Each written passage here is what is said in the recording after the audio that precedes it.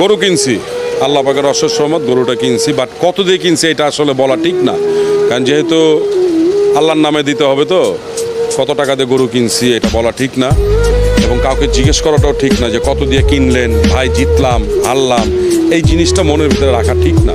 কারণ আপনি তো এটা আসলে আল্লাহর ইসে ছেড়ে দিচ্ছেন, ঠিক না? কারণ এটা আল্লাহ বলছে দেখেই আমরা করতেছি, এমনি কিন্তু কোরবানি দেওয়া হয় না। কারণ আমাদের জীবনে দুইটা জিনিস করতে, একটা আকিকা করতে হয় আর কোরবানি দিতে হয়, কারণ এটা সদকা দিয়ে দিতে হয়। এবং এইখানে তিনটা ভাগ হয়তো, এটা সবাই জানে। একটা নিজেদের, একটা আত্মীয় স্বজন, গরিব আত্মীয় স্বজন, একটা একদম গরিব দুঃখীদের জন্য।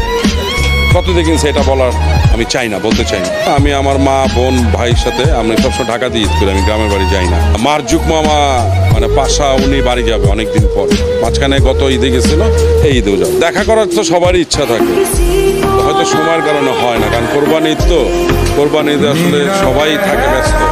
কারণ ওদিনকে আমরা অনেকেই একদিনের জন্য কষাই হয়ে যায়, কাটাকাটি একটু, ওইটা একটা আনন্দ। কোরবানির তো একটা আনন্দ, ঈদ তো আমাদের এমনিতে আনন্দ, ওইটা একটু বেশি আনন্দ হয়। কারণ গরু কাটাকাটি, গরুর মাংস ধরা, উপরে উঠানো, কতটুকু হইলো, এগুলো নিয়ে সবাই এগুলো করে, ওইটা একটা আনন্দ আর কিছু।